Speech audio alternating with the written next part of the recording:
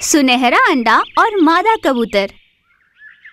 जंगल में एक पेड़ पर एक मादा कबूतर रहा करती थी।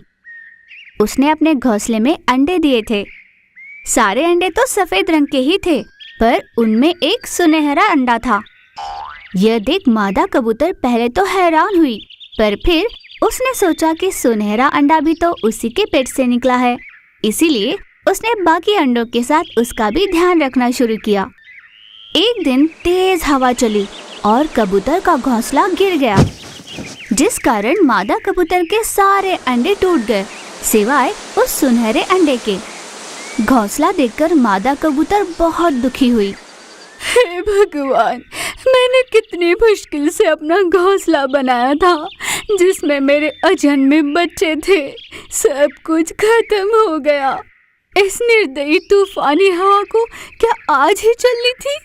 आ भी गई तो क्या मेरे ही अंडों को नष्ट करने आई थी?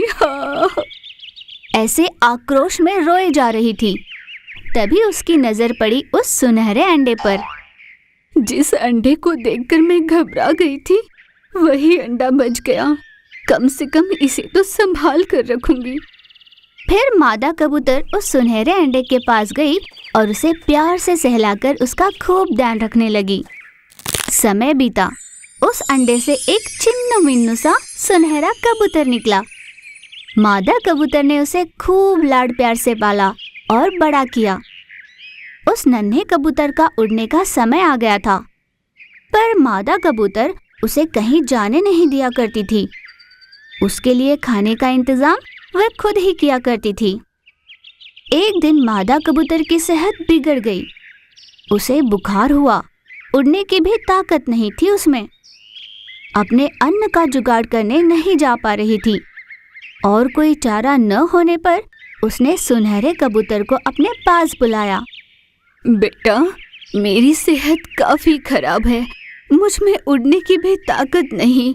तुम्हारे लिए अन्न का इंतजाम नहीं कर सकती और तुम्हें भूखा भी नहीं रख सकती। अब तुम्हें खुद जाकर अपना अन्न लाना होगा, वरना तुम नहीं जी पाओगे। पर माँ, मैं आज तक कभी इस घोंसले से बाहर नहीं निकला। मुझे तो पता भी नहीं कि कैसे जाना है। मादा कबूतर कुछ न कह सकी। वह अपने बेटे को भूखा नहीं देख पा रही थी। जाने की स्थिति में न होते हुए भी मादा कबूतर के पास और कोई चारा नहीं था। वह बड़ी मुश्किल से बाहर गई और अपने बच्चे के लिए अन्न ले आई। अपनी माँ के क्षीण होती हालत में भी उसे बाहर जाना पड़ा। ये देख सुनहरे कबूतर को बहुत दुख हुआ। उसने रोते हुए अपनी माँ से कहा, माँ, मुझे माफ कर दो। मुझे खुद से ही नफरत हो रही है। तुम्हारी इतनी सेहत खराब है, तुम उड़ने की हालत में भी नहीं, फिर भी मैं भूखा ना रहूं, इसलिए तुम पीड़ा में रहते हुए भी मेरे लिए खाना लाई। मैंने आपकी सेहत की सोची भी नहीं। आज अगर मैं कहीं नहीं जा पा रहा, किसी काम का नहीं रहा, तो इसका कारण आपका हद से ज्यादा लाड़ प्यार ही है माँ। ये आज मैं समझ गया हूँ। मेरी भी समझ में ये बात अभी आई है बेटा। तुम ऐसे ही रहे तो भविष्य में तुम्हारा क्या होगा, ये सोच सोच कर मुझे डर सा लगने लगा है।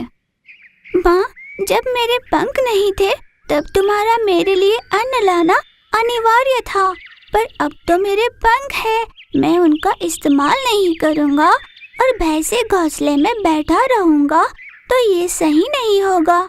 ये मैं अच्छे से समझ गया हूँ। इसीलिए मैंने सोच लिया है कि अब से अन्न लाने के लिए मैं ही जाया करूँगा और तुम घर पर आराम करोगी। बहुत बढ़िया बेटा, कम से कम इस कारण तुझ में हिम्मत तो आई।